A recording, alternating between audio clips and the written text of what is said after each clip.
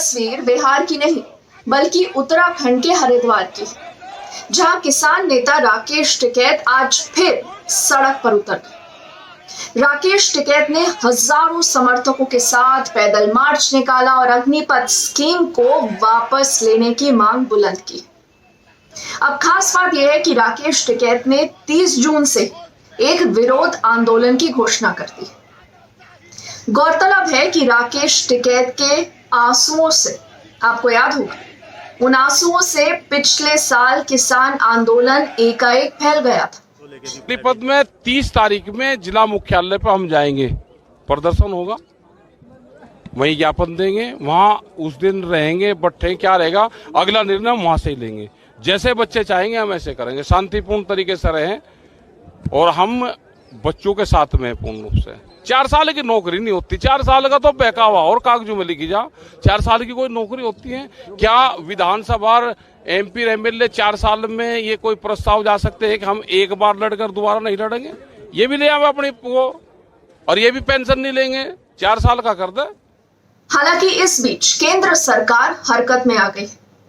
रक्षा मंत्री राजनाथ सिंह ने तीनों सेना प्रमुखों को बुलाकर एक बैठक की है और यह भी अब साफ किया गया है कि अग्निपथ काफी सलाह यानी कि कंसल्टेशंस के बाद ही इसको लाया गया है। इस पर पूरा विचार विमर्श किया गया है, लेकिन केंद्र सरकार अग्निपथ में 2 दिन में 2 तब्दीलियां ला चुकी है। गृह मंत्रालय ने आज अग्निपथ के अग्निवीरों के लिए पैरामिलिट्री में 10% जगह सुरक्षित रखने की घोषणा की। राजनाथ सिंह ने भी एक ऐलान किया है। वो ये कहते हैं कि अग्निवीरों के लिए भारतीय तटरक्षक बल यानी कि इंडियन कोस्ट गार्ड और नागरिक रक्षा पदों यानी कि डिफेंस सिविलियन पोस्ट्स और साथ ही सभी 16 रक्षा सार्वजनिक क्षेत्र के उपक्रमों में यानी कि जो डिफेंस PSUs है वहां पर 10% आरक्षण लागू करने का ऐलान उन्होंने किया। अब यह आरक्षण भूतपूर्व सैनिकों के लिए जो मौजूदा आरक्षण है उसके अतिरिक्त होगा। साथ ही रक्षा मंत्री कार्यालय की तरफ से भी कुछ ट्वीट किए गए जिसमें यह बताया गया है कि जो नौजवान 4 वर्ष सेना में सेवा देने के बाद बाहर निकलते हैं उन्हें आजीवन अग्निवीर के रूप में ही जाना जाएगा और उन्हें भी वही क्वालिटी ट्रेनिंग मिलेगी जो आज सेना के जवानों को मिल रही है। लेकिन विरोध प्रदर्शनों में कोई कमी नहीं आई। अगर बिहार की बात करें तो बिहार में कई संगठनों ने बंद रखा है और तमाम जगहों पर विरोध प्रदर्शन हो रहे हैं। चिराग पासवान, जितिन राम मांझी, ये दोनों भी RJD का जो बिहार बंद है उसको इन्होंने समर्थन दिया। कल 14 ट्रेनों के डब्बों में प्रदर्शनकारियों ने आग लगा दी थी, मगर पुलिस की चुस्ती के बाद अब हालात थोड़े बहुत कंट्रोल में नजर आ रहे हैं। 12 जिलों में कल शाम से ही इंटरनेट सेवा भी बंद है। बिहार के हालत को लेकर इस समय जो बिहार में सिचुएशन है उसको लेकर JDU और BJP में तनातनी भी साफ नजर आ रही है। बोल रहा है कि जब फायर ब्रिगेड को फोन किया गया कि आप आके आग बुझाइए तो वो कहता है कि SDO बोलेंगे तभी फायर ब्रिगेड आएगी, तो बंद कर दीजिए, अब बाकी रहने दीजिए।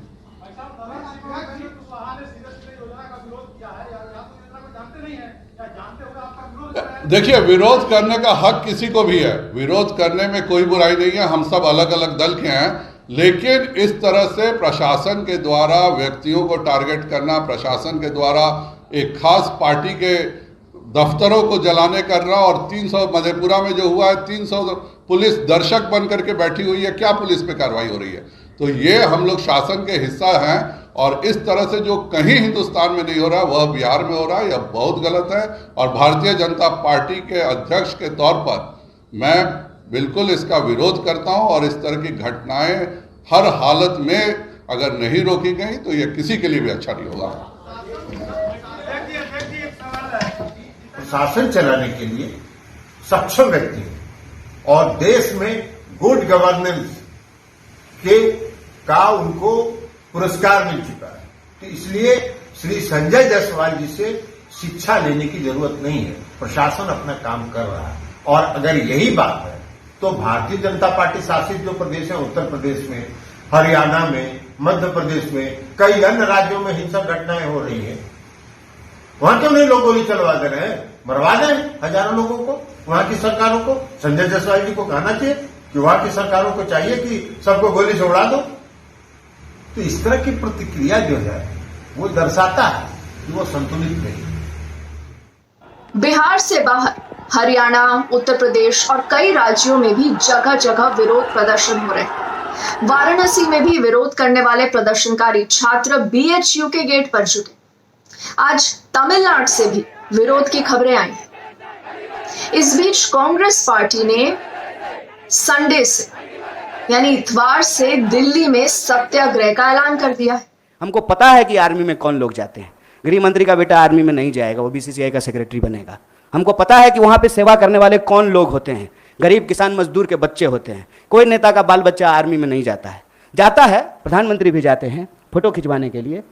फोटो खिंचवाने के लिए वर्दी पहनना एक बात होता है, देश की भक्ति के लिए, सर्वोच्च सम्मान के लिए वर्दी पहनना दूसरी बात होती है।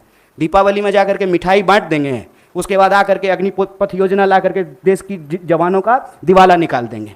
अग्निपथ योजना इस देश के नौजवानों को अग्नि में झोंकने की योजना है। इस योजना को सरकार को तुरंत वापस लेना चाहिए और ये जो लॉलीपॉप वाली भाषा है ना, इस लॉलीपॉप की भाषाओं को बंद करना चाहिए।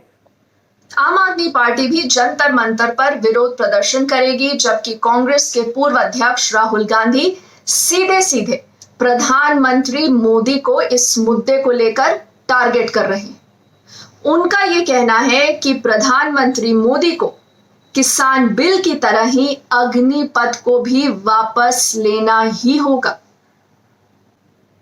जाहिर सी बात है कि विपक्षी पार्टियां जमकर अग्निपथ के विरोध में जुट गई हैं। चाहे अब अखिलेश हो, मायावती हो, शरद पवार, केसीआर, सभी इसे वापस लेने की मांग कर चुके हैं। अब बीजेपी के लिए चैलेंज ये भी है कि कई साथी दल जैसे नीतीश कुमार की जनता दल यूनाइटेड, जितिन राम मांझी, कैप्टन अमरिंदर सिंह, इस तरह के सहयोगी भी अग्निपथ के खिलाफ उतर आए हैं। किसानों और नौजवानों का गठजोड़ भी बीजेपी के लिए 2024 से पहले परेशानी पैदा कर सकता है। शायद ये बात बीजेपी के जहन में होगी कि कहीं ये विरोध किसान आंदोलन जैसा टर्न न ले ले। तो आगे आगे देखते हैं क्या होता है। इस पूरी खबर पर हम लगातार अपनी नजर बनाए रखेंगे। अगर आपने अभी तक मेरे YouTube चैनल को सब्सक्राइब नहीं किया है तो आपसे गुजारिश है that news you don't get को जरूर सब्सक्राइब करिएगा। मुझे कमेंट सेक्शन में अपनी राय भी बताइएगा। फिलहाल के लिए थैंक यू।